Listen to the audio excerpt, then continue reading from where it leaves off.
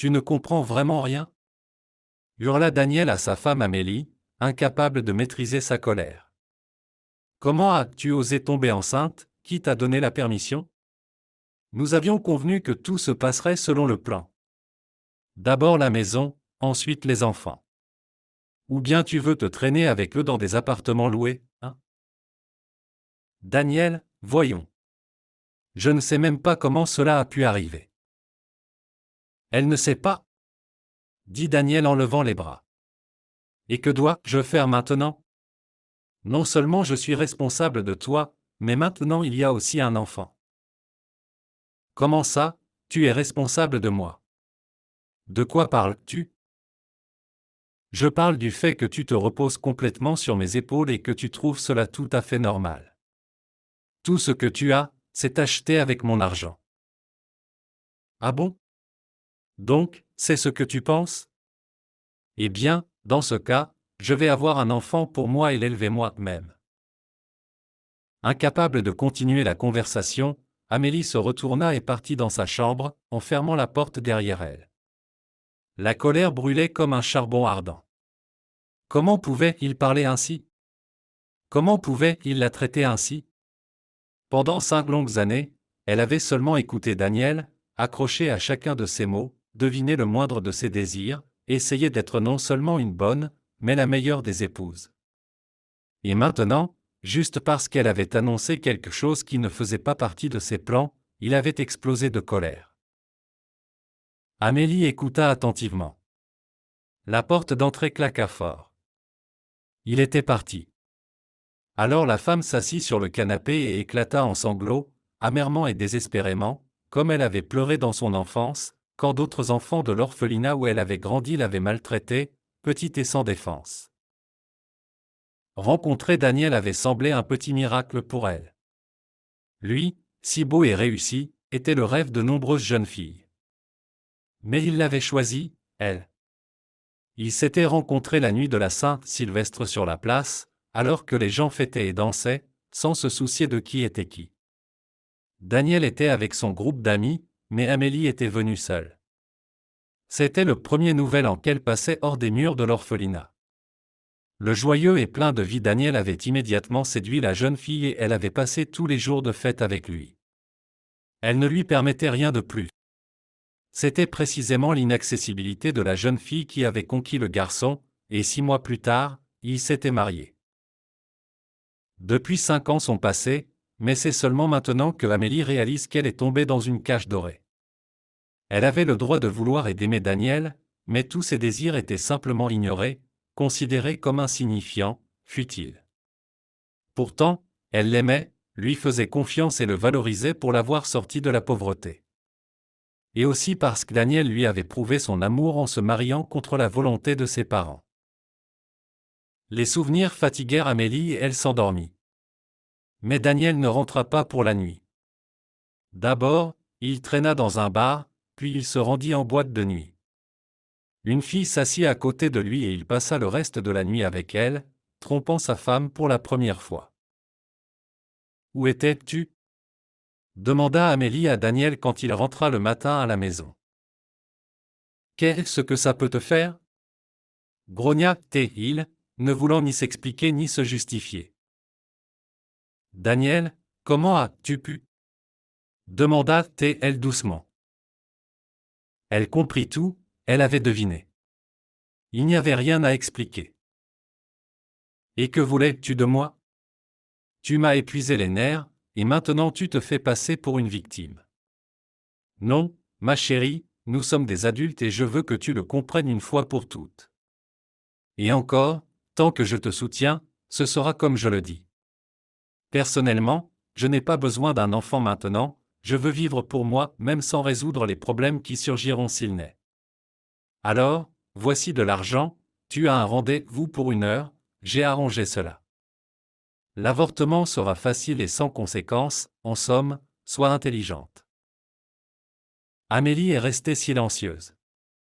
Daniel la regarda, voulut l'embrasser, mais elle se détourna.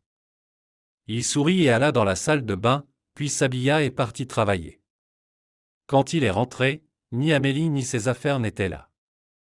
Sur la table de chevet se trouvait l'argent qu'il avait laissé pour l'avortement. Sur l'un d'eux était écrit : Achète-toi une conscience. Une année s'est écoulée, Daniel vivait toujours à sa guise. Il se souvenait de sa femme, s'ennuyait, il avait vraiment besoin du confort qu'elle lui procurait. Les nouvelles petites amies de Daniel étaient différentes, elles ne voulaient rien avoir à faire avec lui et cela commençait à l'irriter, lui qui était fatigué des relations faciles et sans lendemain. Un matin, il est sorti de l'appartement et a vu un porte-bébé avec un bébé endormi à l'intérieur. Sur le côté était glissé un mot. C'est Édouard. Si tu peux, emmène-le à l'orphelinat toi-même. Daniel était sidéré, puis il est descendu les escaliers en courant, personne. Il est monté en haut, silence. Il a ensuite porté l'enfant dans l'appartement et l'a pris dans ses bras. Il a tout compris, Amélie a donné naissance à un fils et l'a abandonné parce qu'il avait mal agi envers eux. Elle était sans ressources, difficile d'élever seul un enfant, alors elle a trouvé une solution. Mais que va-t-il faire avec lui ? Le bébé s'est remué et s'est mis à pleurer. Daniel regardait avec un air stupide cette surprise inattendue. Et tout à coup, il a réalisé qu'il n'avait ni biberon, ni tétine, ni couche pour le nouveau-né. Alors il l'a laissé tout seul et s'est précipité à la pharmacie pour acheter tout ce dont un nouveau-né a besoin. Les 3 premiers jours ont été un enfer pour le nouveau père. Il n'avait le temps pour rien, n'a presque pas dormi et n'a rien compris. Il a réussi à baigner le bébé, à le bercer en le promenant dans l'appartement, à apprendre à faire des mélanges. Mais le 4e jour, il n'a pas pu résister, il a rassemblé les affaires d'Édouard, l'a mis dans le porte-bébé et est parti à l'orphelinat, espérant arriver vers le soir pour déposer le bébé discrètement. Il a parcouru 70 kilomètres dans la ferme conviction qu'il faisait la bonne chose. Mais quand il est arrivé sur place et s'est approché de la porte, il s'est retrouvé perdu. Finalement, il a quand même déposé le porte-bébé sur le seuil, s'est retourné et est parti vers sa voiture. Mais après 10 pas, il s'est retourné et a presque couru vers son fils. 1 minute plus tard, ils étaient en train de rentrer chez eux, où Daniel a nourri et changé le garçon. Puis tout à coup, il a éclaté en sanglots, réalisant qu'il avait craqué et ne serait plus jamais le même. Le mois après le mois passait. Le jour, une vieille nourrice s'asseyait avec le petit, et le soir, Daniel se pressait vers lui. Il avait depuis longtemps formalisé l'enfant, dépensant beaucoup d'argent pour que tout se passe bien. Il avait essayé de trouver Amélie, mais il n'avait pas pu et avait décidé qu'elle avait quitté la ville pour toujours. Quand Édouard a eu 6 mois, un malheur est arrivé dans leur maison, le garçon est tombé gravement malade. Les médecins, après l'avoir examiné, ont découvert une maladie grave qui aurait pu mal se terminer. Daniel était presque fou, il a vendu tout ce qu'il avait, sa propriété, son entreprise, sa voiture, a contracté des dettes, pris des prêts. Mais il a réussi à s'en sortir, a guéri Édouard en payant son traitement à l'étranger. Et quand il est rentré à la maison avec son fils, il a réalisé qu'il devrait tout recommencer à zéro maintenant. Daniel a travaillé comme simple gardien de sécurité pendant longtemps, puis est devenu chauffeur pour un riche homme d'affaires. On lui a bien payé, et il a lentement remboursé ses dettes, se rétablissant lentement après ce qu'il avait vécu. Plusieurs fois, il a fréquenté une femme puis une autre. Mais toutes voulaient son attention, refusant ou ne sachant pas comment prendre soin d'Édouard. Tu sais quoi, a déclaré l'une d'elles, j'aurai ton bébé si tu veux, mais je n'ai aucun plaisir à m'occuper de ton fils. Il est petit, il est malade depuis longtemps, vous n'avez pas pitié de lui ? J'ai de la peine pour lui, mais je ne peux rien faire avec moi-même. Et ne crois pas qu'une femme étrangère puisse l'aimer comme son propre enfant. Mais il espérait toujours qu'un jour il rencontrerait une telle femme. Quand Édouard a eu 6 ans, Daniel a commencé à chercher des cours de préparation à l'école pour son fils et a rencontré par hasard une femme qui avait déjà choisi un programme pour sa fille. Vous savez, a-t-elle conseillé, j'ai trouvé un bon professeur, elle prend en charge tous les enfants. Voulez-vous que je vous donne son numéro, vous pouvez également vous inscrire ? Merci beaucoup, j'appellerai tout de suite. On a rapidement répondu à Daniel et 1 heure plus tard, il a été invité à un entretien. Il s'est précipité à l'adresse indiquée, mais quand il a franchi le seuil du centre, il a été abasourdi, son ex-femme Amélie était devant lui. Toi. Réussit-il à dire. Comment? Que fais-tu ici? Je travaille. C'est donc ça? Tu élèves joyeusement les enfants des autres, mais tu as abandonné le tien? Tu sais au moins ce que j'ai dû endurer pour mettre notre fils sur pied? Édouard était malade et pendant que tu t'amusais, je m'occupais de lui. J'ai tout vendu, j'ai contracté des dettes que je rembourse encore aujourd'hui. Et toi, tu vivais pour ton plaisir? Et tu n'as même pas pensé à venir voir si nous avions besoin d'aide? Tu es une ordure, Amélie. Une vraie ordure. Et je ne veux pas que tu t'approches de notre enfant. Édouard est seulement mon fils. Daniel, en colère, se retourna pour partir, mais entendit la voix douce de Amélie. Non, Daniel, tu te trompes, Édouard n'est pas ton fils et ne peut pas l'être, car cette nuit-là, j'ai accouché d'une fille. Quoi? Que as-tu dit? C'était ma vengeance contre toi, Daniel. Tu n'as toujours pensé qu'à toi et tu ne t'es aimé que toi-même. Te rappelles-tu comment tu insistais pour avorter, espérant te débarrasser de notre enfant? Tu ne m'as pas respecté non plus, tu passais du temps avec des maîtresses, sans penser à quel point cela me faisait mal. Je suis parti pour sauver notre petite fille. Et le moment venu, j'ai donné naissance à une merveilleuse petite fille, Vivienne. Mon ancienne amie a accouché avec moi, elle a été élevée avec moi dans un orphelinat et elle a eu moins de chance que moi, elle a eu Édouard avec un homme marié. Mais elle n'a pas survécu à l'accouchement.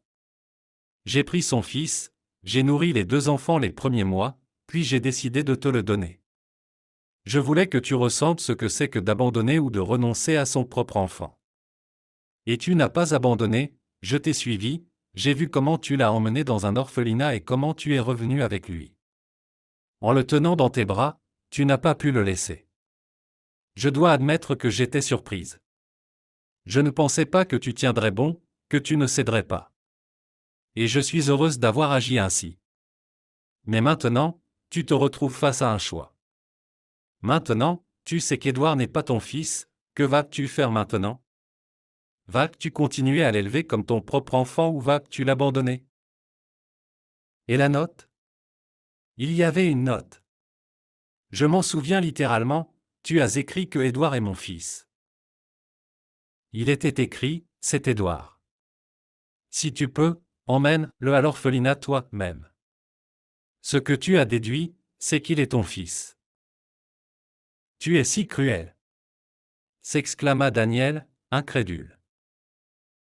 Oui, mais tu m'as rendu ainsi. Je ne te parlerai pas des larmes versées et des nuits blanches. Ne pense pas que j'ai vécu dans le luxe. Tout comme toi, j'ai traversé beaucoup de choses. Mais à la différence de toi, je n'avais ni travail, ni logement, ni argent. Pendant longtemps, j'ai vécu avec juste l'allocation pour enfants, puis j'ai acheté un vieux ordinateur portable bon marché, j'ai écrit des travaux sur commande, puis je suis devenu tutrice en ligne. Les affaires ont été lentes, mais elles ont commencé à bouger. Et maintenant, j'ai commencé un cours préscolaire pour les enfants. C'est ainsi que tu m'as rendue forte. Daniel, tu m'as souvent reproché d'être à ta charge.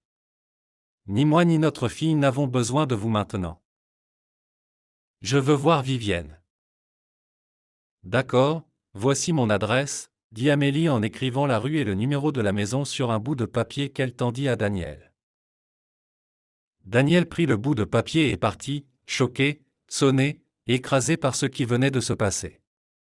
Pendant toutes ces années, il avait été un imbécile, un véritable imbécile. On avait ri de lui, on l'avait manipulé, on l'avait humilié. C'était si stupide, si stupide. Daniel rentra chez lui et, en colère, jeta les clés sur la commode, puis se tourna et vit le regard d'Édouard qui se tenait dans la porte. Qu'est-ce qui se passe, papa? Tu es bouleversé? Non, mon cher. Daniel prit son fils dans ses bras et comprit qu'il avait fait son choix pour la deuxième fois. Prépare-toi, nous allons rendre visite à quelqu'un. 1 heure plus tard, ils se tenaient tous deux sur le seuil de la maison de Amélie et elle, souriante, les invitait à entrer. Papa, qui est-ce? Demanda Édouard, regardant attentivement cette belle femme aux yeux bienveillants. C'est ta maman, mon fils, et elle va maintenant nous présenter ta sœur et ma fille. Daniel? Dit Amélie, surprise. Oui, ma chérie. Daniel s'approcha d'elle et lui dit à l'oreille, en plaisantant. C'est ma revanche sur toi. D'autant plus que nous ne nous sommes jamais divorcés. Tu vas devoir vivre avec nous maintenant et je ne te laisserai plus partir. Et aussi, ajouta-t-il sérieusement, merci pour notre fille et notre fils. Merci de votre attention. Abonnez-vous à la chaîne pour ne pas manquer de nouvelles histoires intéressantes. À la prochaine.